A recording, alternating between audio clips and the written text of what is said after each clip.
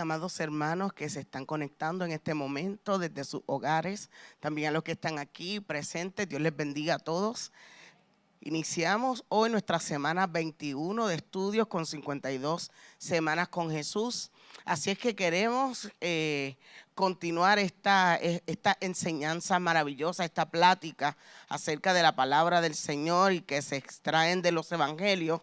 Así es que vamos a orar. Acompáñenos a orar ahí desde sus hogares, los que estamos aquí reunidos también. Vamos a entregar este tiempo hermoso delante del Señor y así podemos comenzar con la lección que nos toca para la tarde de hoy, tarde de noche, ¿verdad?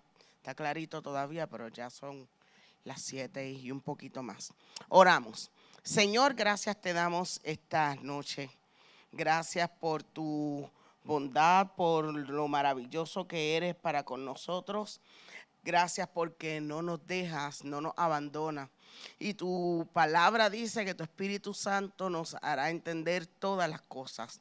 Así que con eso en mente, Señor, te damos gracias porque sabemos que hoy tu Espíritu Santo abrirá en nuestros corazones, en nuestras mentes y descubrirá, Señor, develará la maravillosa sabiduría que se desprende de tu palabra.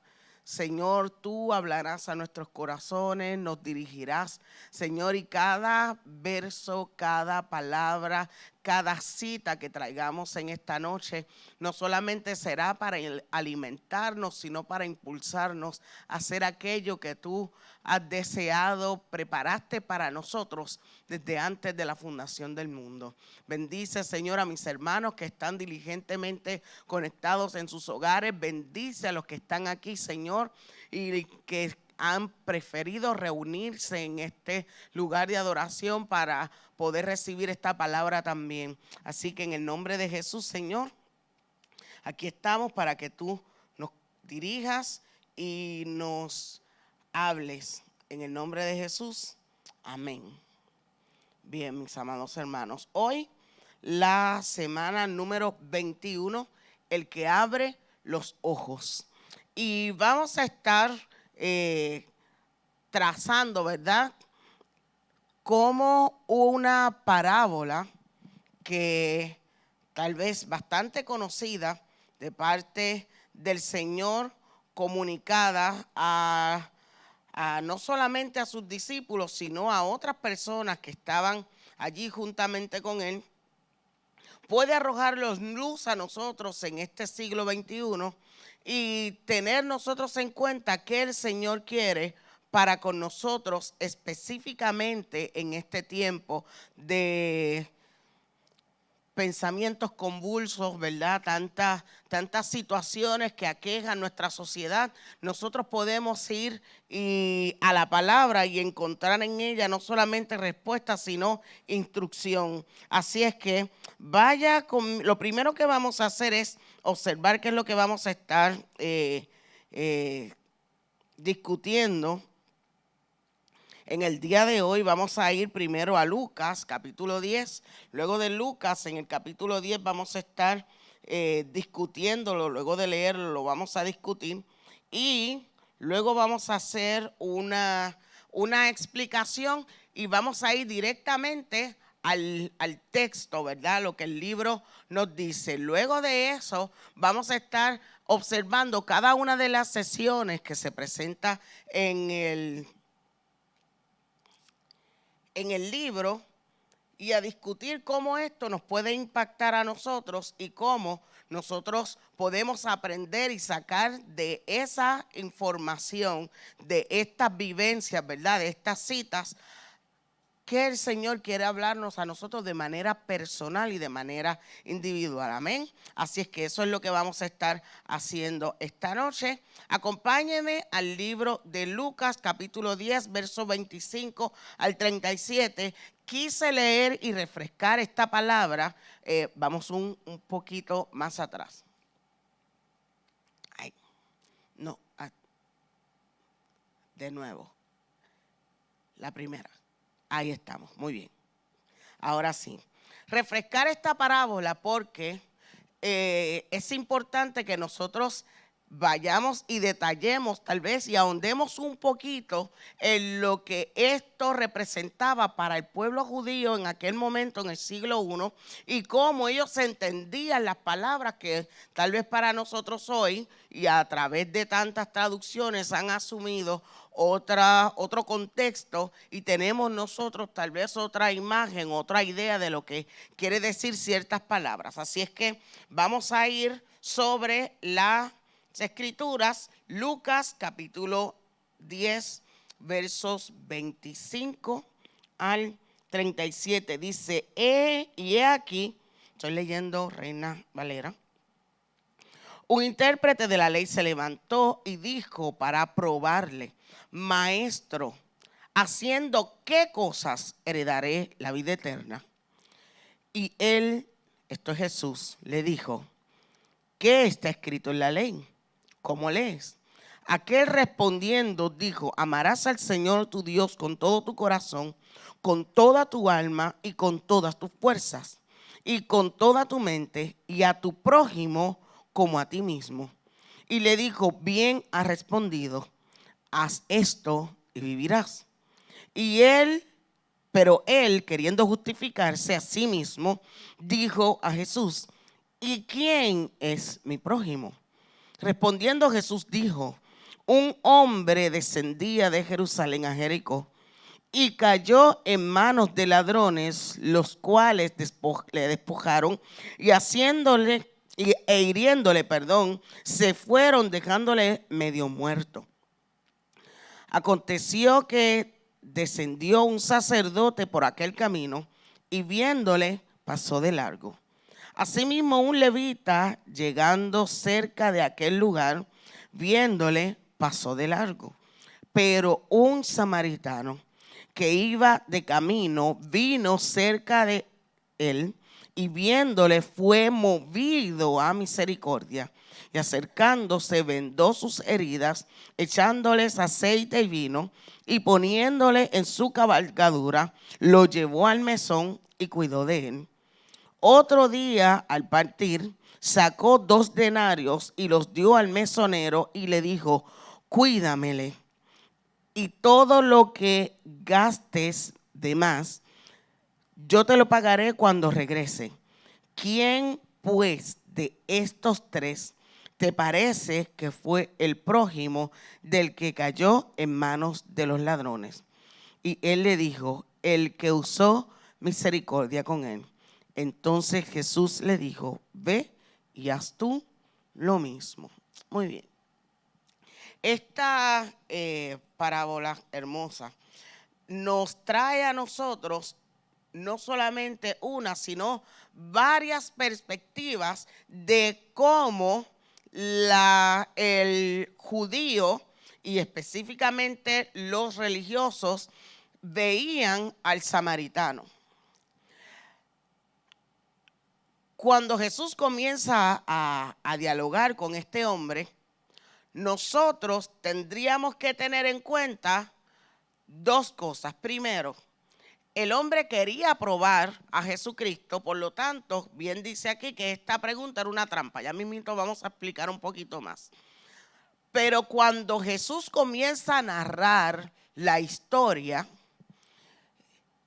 de un camino que bien ellos conocían y de una situación que no les era ajena, cuando aparece el hombre del templo, ellos piensan que Jesús va a dar una enseñanza acerca de cómo un sacerdote hace uso o buen testimonio de lo que es ser buen prójimo.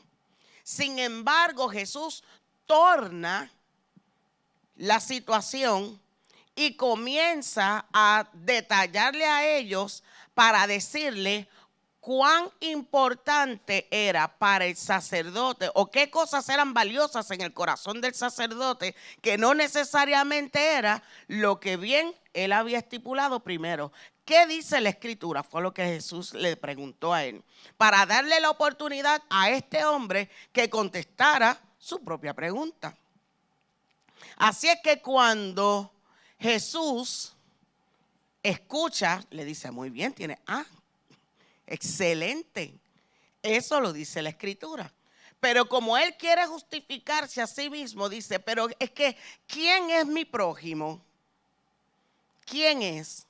Para el judío de aquel momento, prójimo era uno que estaba cerca o que guardaba una relación conmigo, ya sea de etnicidad, un judío, ya sea cultural, un prosélito, o ya fuera de ambas, religiosas, ¿verdad? Por lo tanto, aquel que está más cerca de mí es aquel que comparte conmigo consanguinidad, o que comparte conmigo cultura, que comparte conmigo religión. Ese es el que está más cerca, más próximo. Y el judío tendía a, vamos a decir, confundir. Vamos a darle el beneficio de la duda, ¿verdad? La palabra prójimo con la palabra hermano se pronuncian muy parecidos. Pero el hermano en el hebreo, traducido literalmente, quiere decir otro yo. Es la palabra que Jesús utilizó cuando les dijo, les dejaré un consolador, otro consolador, uno como yo mismo, pero haciendo otra cosa. Es la misma palabra. Venimos, tenemos la misma esencia, salimos del mismo lugar, tenemos la misma procedencia. Es lo que Jesús dice del Espíritu Santo. Pues es la misma palabra que el judío utilizaba para hermano. Y hermano había sustituido la palabra, es como en Puerto Rico, usted dice pana. No, él es mi pana, ¿verdad? Y esas palabras que han adquirido un doble significado, pues así era prójimo. Esas palabras que tienen un doble significado tienen un nombre. Son palabras polisémicas, tienen muchos significados, pues así mismo. Así es que para ellos era el que tenía esta relación conmigo. Sin embargo, eso no es lo que la palabra en sí quiere decir. Y ya mismo les voy a decir qué quiere decir esta palabra desde lo más básico. Así es que cuando Jesús presenta que este sacerdote quiere y prefiere continuar con su rito, ser puro delante de su religión antes de hacerle el bien a uno que es próximo, de su misma casa, de su mismo linaje, posiblemente de su misma religión, que es perteneciente a la misma cultura, yo prefiero continuar con mi rito, prefiero acercarme a la religión antes de hacer lo que dice, bien dice la ley. A tu prójimo como a ti mismo. Así que el sacerdote prefiere, ¿y si se murió? Tengo que irme a purificar y tengo que estar una semana y pierdo el turno de servir en el templo y la gente no me va a ver sirviendo, van a preguntar, ay, adiós, ¿qué le pasó a fulano que le tocaba el turno de servir en el templo? ¿Habrá pecado?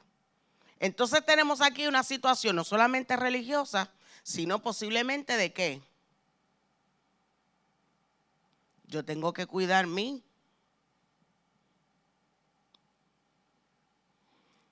¿Me va entendiendo? Pasa un levita y el levita tiene ciertos privilegios, pero igual de la misma manera, si el sacerdote no se para, pues yo menos.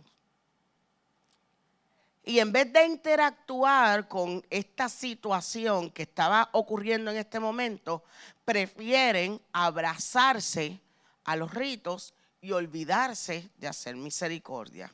Ahora, el tercer personaje de esta historia, de esta narración, es nada más y nada menos que un samaritano. Ya aquí, el relato de Jesús es más que escandaloso. porque el judío hacía oraciones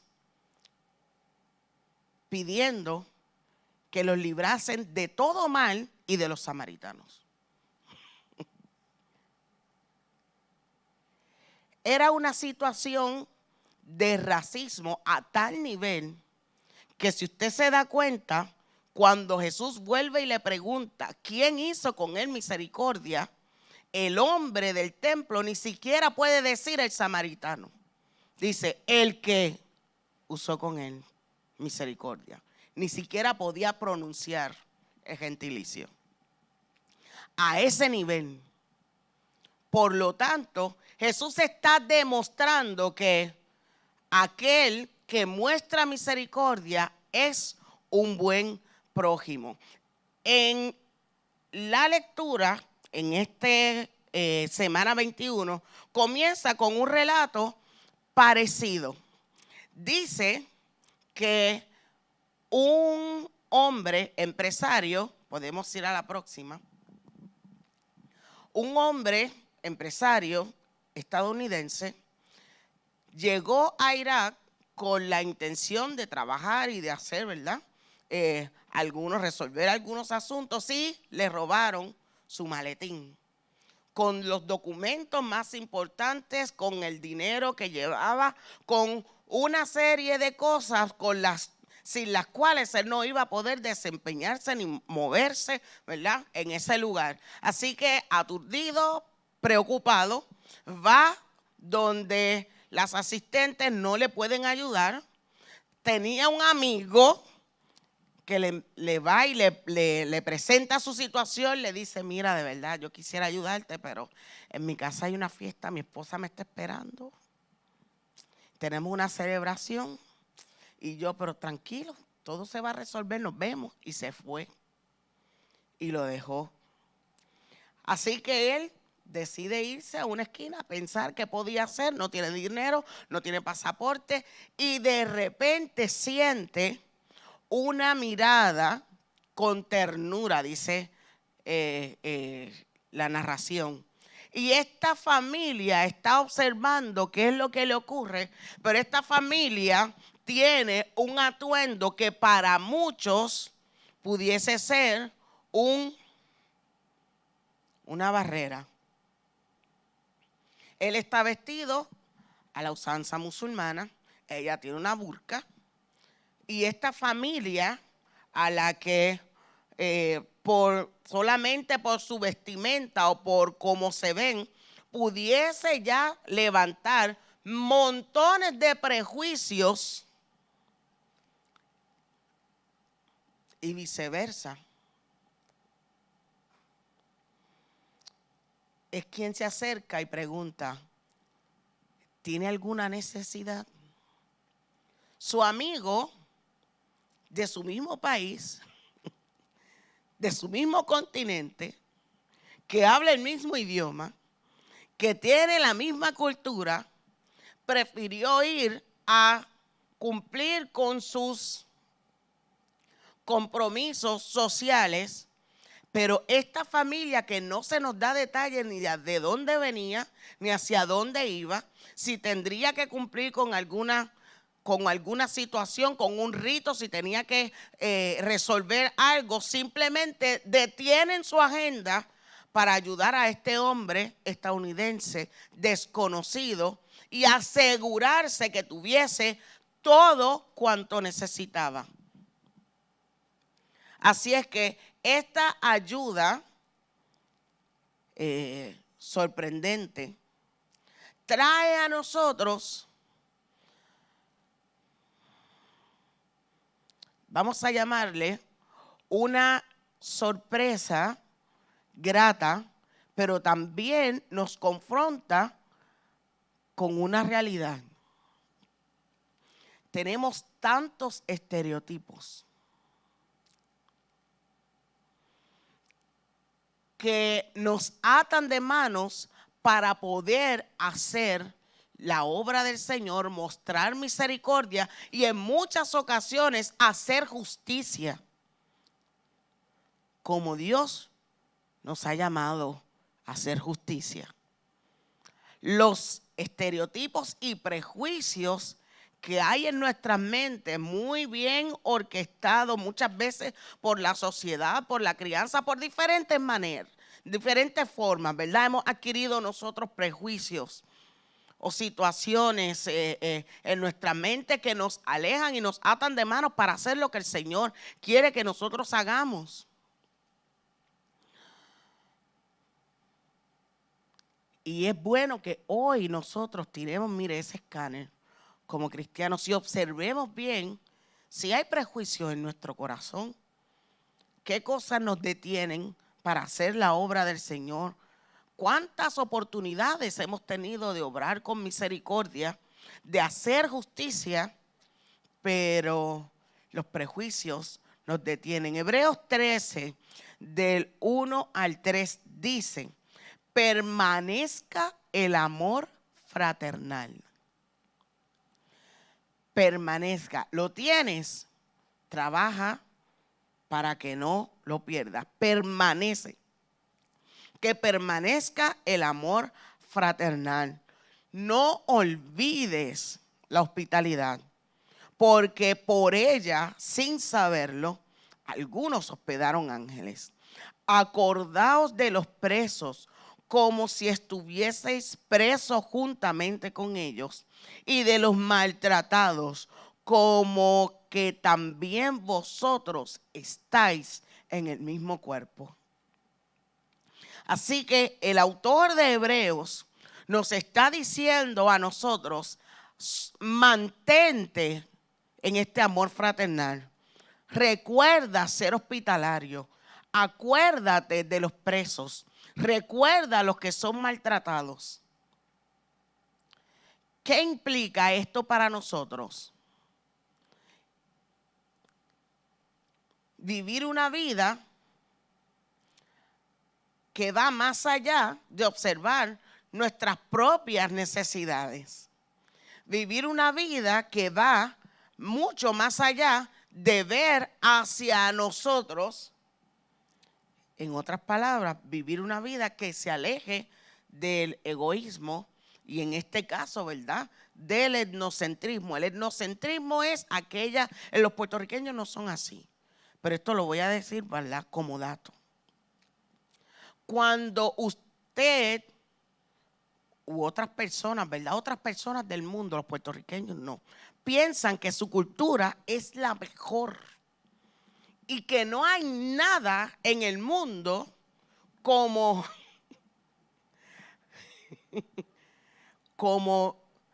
unas navidades en Puerto Rico.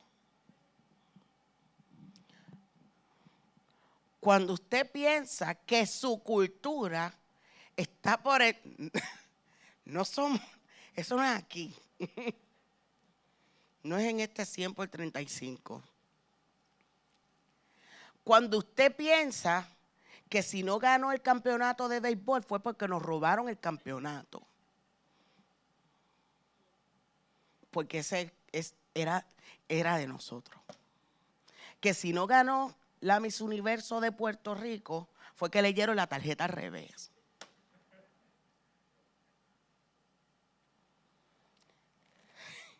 Y que Puerto Rico lo hace mejor. Esa frase es lo más etnocéntrico de la historia. De tal manera, pero cuando llega a algún grado, ¿verdad?, que ya raya, porque todos somos etnocéntricos en alguna u otra medida. Pero cuando raya ya en menospreciar otras culturas, pues entonces el Señor tiene que trabajar con nosotros. Mire bien, cuando este hombre queda solo y recibe de estas personas esta ayuda, quiero que usted no solamente vea la familia que ha hecho este gesto maravilloso. Si este estadounidense también tiene estos prejuicios, ¿cómo pudo haber recibido en su corazón esta ayuda? ¿Cuántas barreras y muros tuvieron que haberse derrumbado con el primer gesto, con la primera palabra. El samaritano estaba haciendo una labor maravillosa, pero el corazón de aquel hombre que había recibido una golpiza y que vio un sacerdote pasarle por el lado y dejarlo por muerto, y que vio un levita pasarle por el lado y dejarlo por muerto, y de repente aquellos por los quienes ellos oraban que Dios los librase, porque para el judío no había nadie más malo que un samaritano, aquellos prejuicios tuvieron que haber caído al suelo cuando de repente encuentra que es de uno que él desprecia, de quien está recibiendo salvación y ayuda. Cuando nosotros observamos en Lucas capítulo 10, que acabamos de leer, en este momento que Jesús está hablando, este intérprete de la ley lo que quiere es desviar a Jesús para que conteste de alguna manera, haciéndole una trampa, cuestión de poderlo agarrar y tener algún pretexto para poder señalarle delante del Sanedrín. Así es que esta pregunta es una trampa y la respuesta de Jesús, ¿hacia dónde tendría que dirigirse? ¿Iría hacia la ley para unirse a lo que decían estos estudiosos o iría en contra, como muchas otras veces había hecho Jesús, de poner a la gente primero antes que los rituales? Recuerda cuando Jesús sanaba el sábado, recuerda cuando Jesús pone a la gente primero. Así es que esto es una de esas preguntas que tiene toda la intención de atrapar a Jesús para tener con qué acusarle más adelante.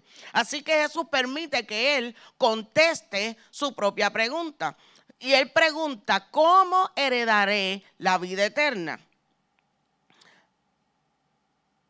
Ciertamente la palabra dice cuál es este más grande mandamiento, y el segundo: amarás al Señor tu Dios con todo tu corazón, con toda tu alma, con toda tu mente, con todas tus fuerzas, y a tu prójimo como a ti mismo. Amar al prójimo es lo que ciertamente dice la Biblia, y las escrituras detallaban en toda la ley cómo se debe amar al prójimo, ¿verdad? Incluso la Biblia en la ley estipula hasta cómo tratar a los extranjeros, cómo tratar a las personas que están en necesidad, cómo atender a las viudas, cómo atender a los huérfanos. Todo eso está muy bien detallado en la ley.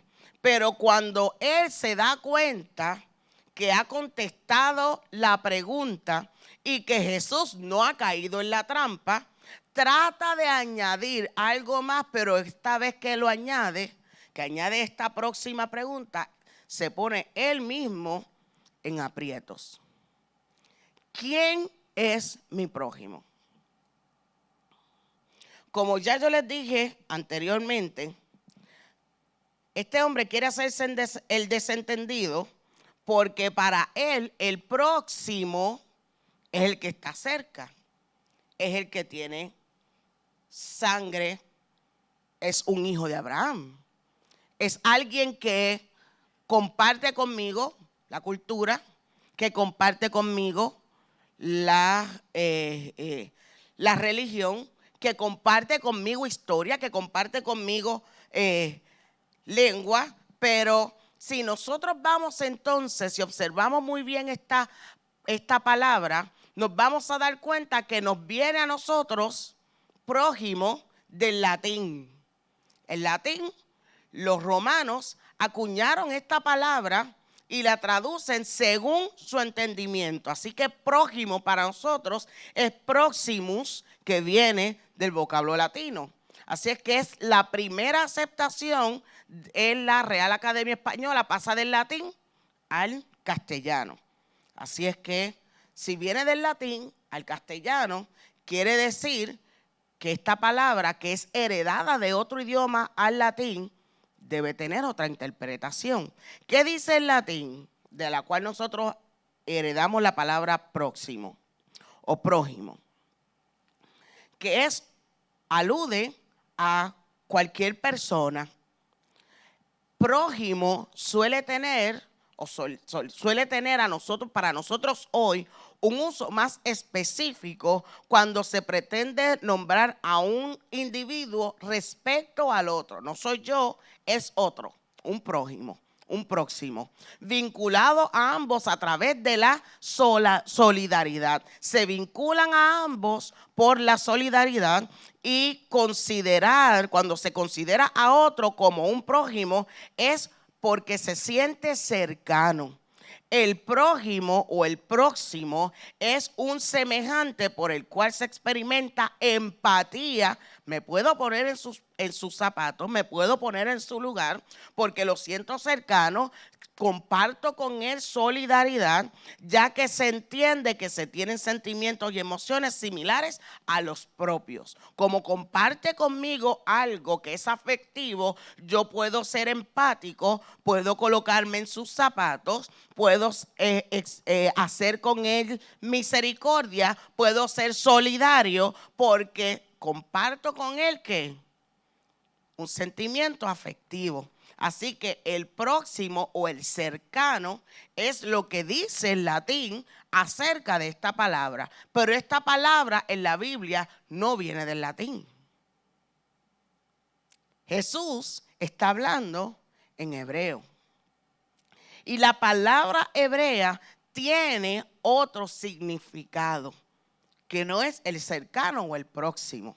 La palabra prójimo se traduce, le voy a dar la griega y del hebreo, del término plesión, correspondiente a la palabra griega, a la palabra hebrea, rea, que usualmente se confundía con la palabra hermano, aunque no le corresponde esa terminología. Es otra palabra, como ya le dije, pana, amigo, ¿recuerdan?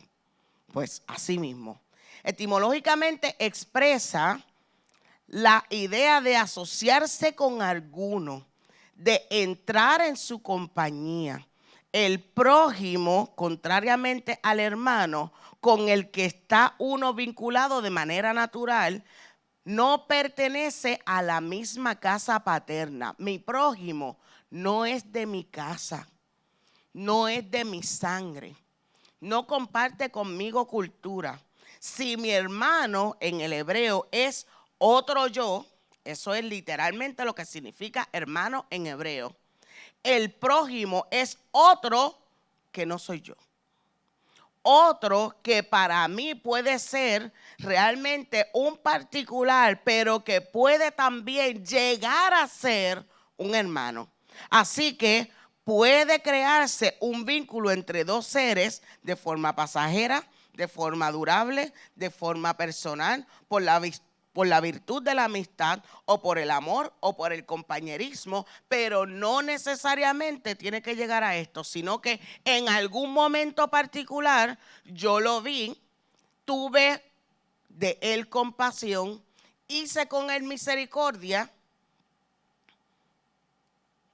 y la cosa se quedó ahí, sin llegar a tener una relación afectiva. Así es que todo aquel que yo ve necesidad y haga algo con él, me acerco para cubrir esa necesidad y no necesariamente tengo que cargarlo dentro de mis recursos de amistad.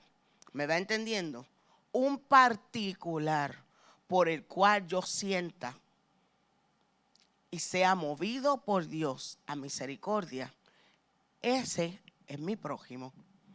Así que no necesariamente tengo que guardar con ellos esta relación estrecha o vincularme con ellos de manera étnica, racial. ¿Me va entendiendo? Cultural, religiosa. Si el hebreo y el judío entiende esto así, se da cuenta que Dios no está hablando del pueblo de Israel como mi prójimo, y a estos son únicamente a los que yo tengo que servir. Y a estos que están bajo mi techo y que comparten conmigo ciertas cosas son los únicos a los que yo debo de ayudar. Porque si yo ayudo y hago misericordia con alguien a quien yo amo, ¿qué mérito tiene? Si yo comparto mis bienes con alguien que me va a retribuir, ¿qué mérito tienen? Si yo ayudo a alguien que sé que me puede devolver el favor, ¿qué mérito tiene? Si entre iguales los colaboramos y compartimos y hacemos y nos sacamos de aprietos, ¿qué mérito tienen? El judío en su raíz original sabía que esta palabra incluía a multitud de personas, porque ya la ley había hablado acerca incluso de cómo tratar al extranjero. Pero al ellos cerrarse como nación, como cultura y como pueblo, no estaban obedeciendo lo que el Señor les había dicho a ellos. Y por lo tanto, para ellos la gente tenía categorías. Aquí estamos nosotros. Aquí están los sacerdotes, luego están los levitas, luego están los fariseos, luego están los... La gente tenía categorías y tenía etiquetas. Y tenía, ¿verdad? ¿Quién valía más y quiénes valían menos? Y de acuerdo a eso, yo hago misericordia. Eso es lo que Dios les había dicho. Dice que es un verdadero amigo. Cuando un amigo en necesidad. Dice aquí, podemos pasar a la próxima, que un amigo en necesidad es un verdadero amigo. Si yo tengo un amigo en necesidad, tengo la oportunidad de mostrar, porque la amistad es amor, de mostrar mi amor hacia esa persona para ayudarlo, para asistirlo. Por lo tanto, cada persona por la que yo pueda hacer misericordia, estoy demostrando amor. Dice C.S. Lewis en una de las crónicas de Narnia, hay que elegir las palabras con la misma cautela que se eligen a los amigos. Pedro Calderón de la Barca dice en una estrofa de uno de sus poemas, si la neutralidad sigo, a andar solo me condeno, porque el neutral nunca es bueno para amigo ni para enemigo. El que mantiene una posición y no se mueve para hacer algo ni a favor ni en contra, no es bueno ni como amigo ni como enemigo. Ahora, ¿cómo nosotros vemos que este hombre samaritano hizo para demostrar que era un buen prójimo? Cuando él encuentra a este hombre en necesidad, estamos hablando de un lugar que es sumamente peligroso. Un lugar que es sumamente peligroso. Todavía lo sigue siendo. Es tan peligroso que le llaman a este lugar el camino de sangre. Dice la lectura que habían miles, tengo por aquí el número, 12,000 ladrones esparcidos por todo el desierto. Esto es casi un pueblo chiquito. 12,000 personas que en este pequeño territorio se dedicaban a la delincuencia. Así es que transitar por ahí es no solamente peligroso, sino que vas a sabiendas de que te puede costar la vida por lo escarpado del terreno, porque te puedes perder y además de eso, los ladrones te llevan ventaja porque ellos conocen muy bien el lugar. Así es que en medio de esta situación, Y sabiendo que no muchos se arriesgaban a pasar por allí, este hombre posiblemente tendría una necesidad de llegar mucho más rápido a donde iba, porque era prácticamente un atajo, pero como era tan peligroso, la mayoría de las personas no transitaban por allí, preferían darle la vuelta al desierto. Así que si tú transitabas por allí es porque querías llegar mucho más rápido al lugar hacia donde ibas por alguna situación, alguna necesidad que era premiante. Así es que este hombre decide acortar camino, irse por el desierto y no bordearlo. Y ahí es que se encuentra con esta situación. Cuando viajar por este camino se hacía la única alternativa, tú ibas sabiendo que algo te podía pasar. Así es que cuando este hombre transita por allí y tiene esta situación, lo más probable es que él piense en lo que alguien me ayuda, o vuelve a pasar alguien más por aquí, o yo espero una caravana. La gente transitaba por allí en caravanas, porque la seguridad de la multitud, del bonche, pues era mucho mejor. Él tuvo que haber pensado, me voy a morir. Voy a morir. Nadie más va a pasar por aquí. Así es que se encuentra en esta situación complicada y recibe ayuda de quien menos lo esperaba. Como les dije ahorita, imagine usted este hombre con todos los prejuicios, con todo este racismo, con todas estas construcciones sociales del siglo I, de ser un judío en el siglo I, viviendo en Israel, subiendo de Jerusalén para ir a resolver cualquier cosa y recibir la ayuda de la persona que tú menos esperabas o menos deseabas. Porque eso es otra cosa. Ahora le debo mi vida a un samaritano. Así es que esta situación hizo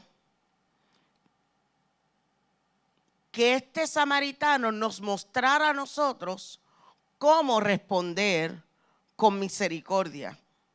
Primero, ¿qué hace? Utiliza todos sus recursos disponibles. Lo monta en su cabalgadura, utiliza su aceite, utiliza su vino, utiliza su dinero y utiliza su tiempo. Su vehículo, sus provisiones, su dinero y su tiempo.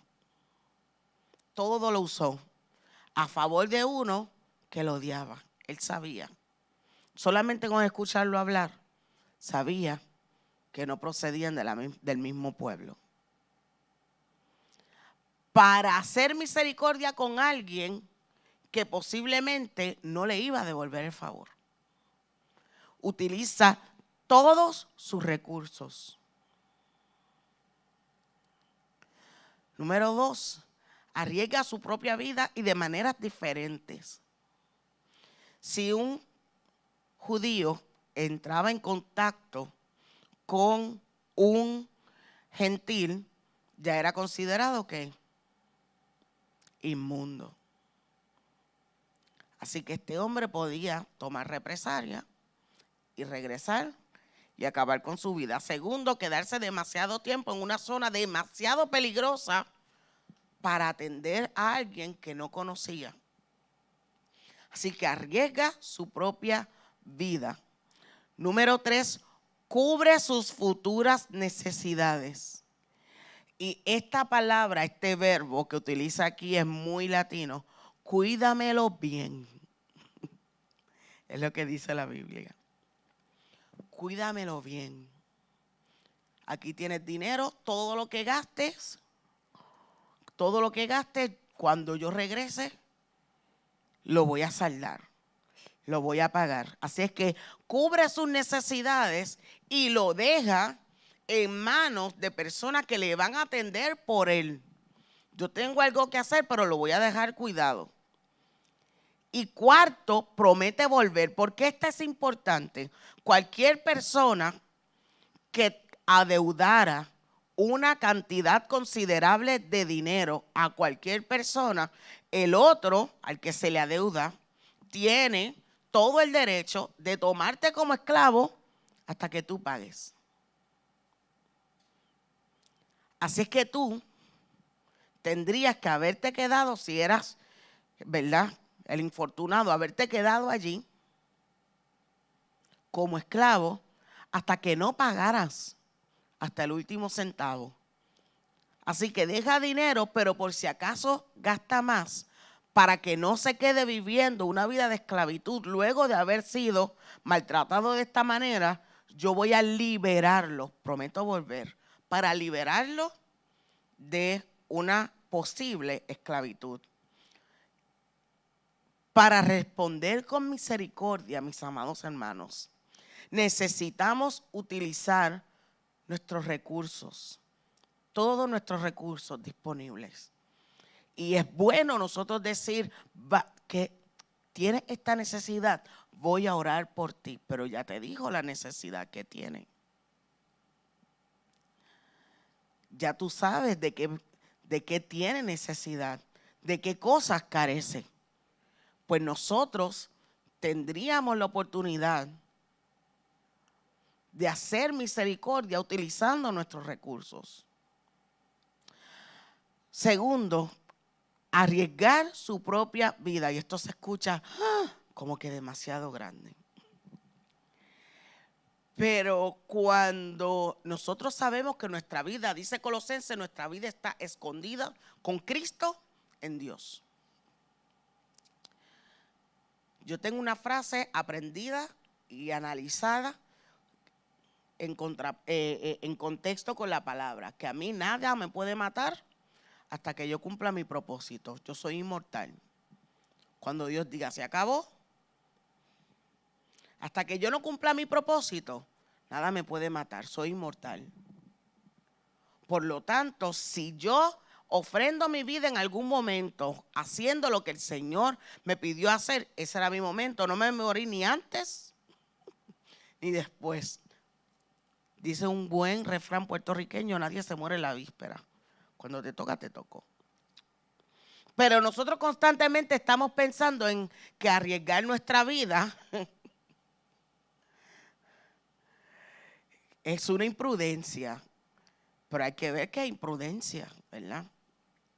Yo le he contado en algunas ocasiones que la primera vez que yo fui a Venezuela, la primera vez que salí del país en mi vida fue para un viaje misionero.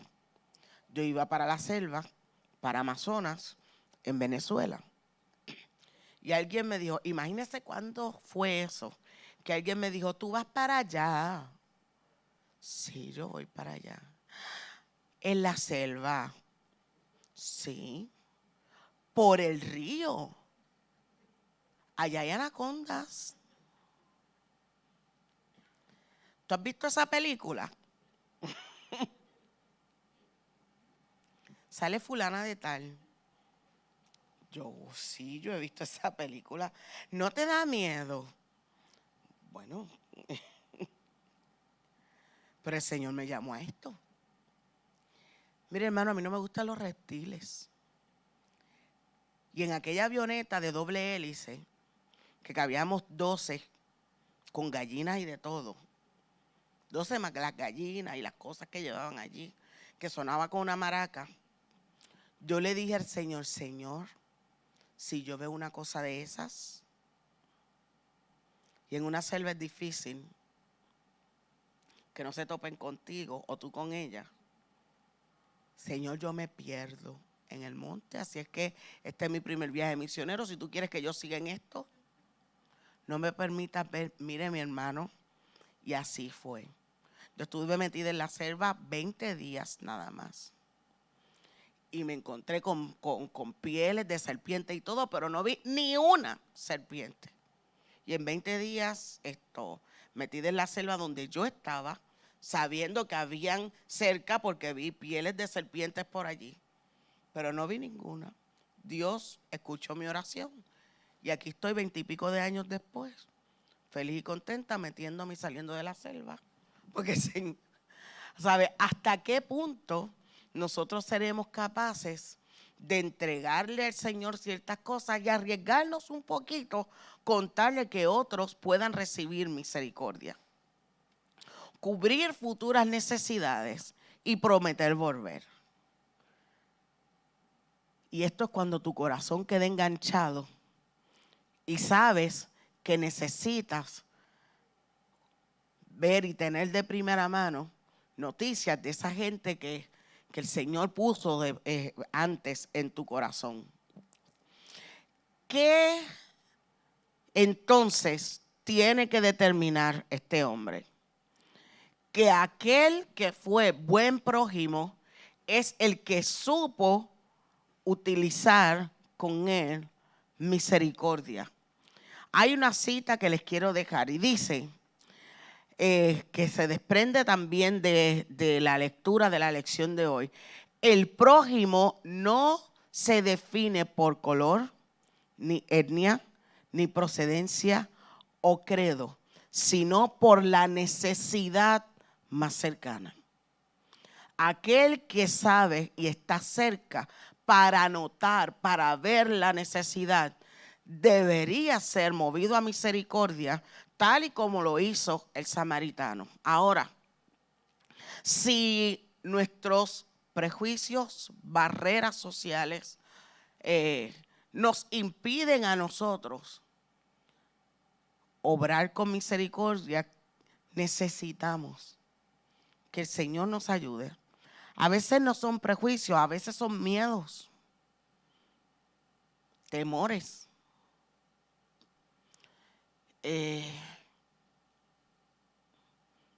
Muchas veces malinfundados. Pero Dios ha prometido estar con nosotros todos los días hasta el fin del mundo. ¿Qué hay que temer? Amén. ¿Qué puede impedirnos que nosotros hagamos misericordia? En una ocasión, estaba dialogando con alguien, ¿verdad? Había tenido un viaje reciente y esa persona me dijo, ay Dios mío, yo a esos sitios no puedo ir porque es que ver tanta pobreza a mí me pone mal y el corazón como que se me aprieta. Pues por eso mismo es que debes ir, cruzar la calle. Cada persona que siente la necesidad de obrar y de hacer justicia. Mira, ayer en Comedor de la Kennedy hay un corazón que arde por hacer justicia. Que nadie se cueste sin comer. En cada comunidad especial en Puerto Rico, que hay maestros sosteniéndose solamente por el deseo de que tengan una educación. Estos que tal vez no van a poder tener nada más, eso es gente obrando queriendo hacer justicia y obrando con misericordia. Porque ningún sueldo de maestro paga ser maestro en una comunidad especial. Créame.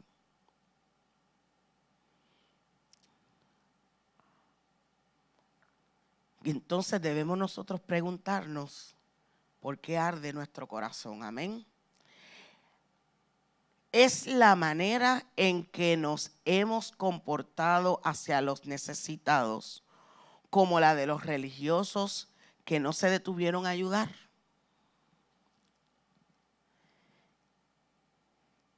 Esa es la pregunta de esta semana. Nos comportamos como aquel sacerdote, como aquel levita que no se detuvo a ayudar, que los compromisos o alguna otra excusa nos retiene o nos ata de manos para nosotros hacer misericordia.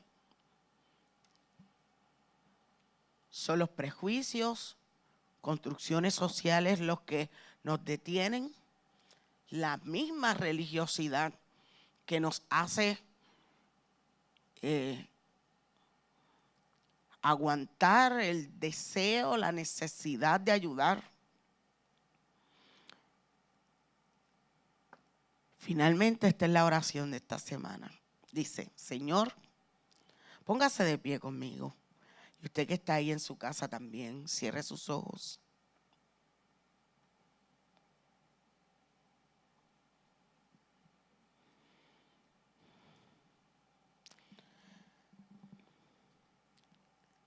Y ahí hable con el Señor. Diga: Señor, admito que me siento tentado a pasar de largo ante los que sufren.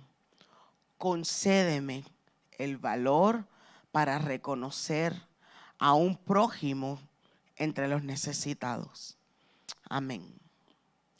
Muy bien, mis amados hermanos, que el Señor les bendiga rica y abundantemente. Esperamos que continúen con nosotros en estas semanas que nos restan.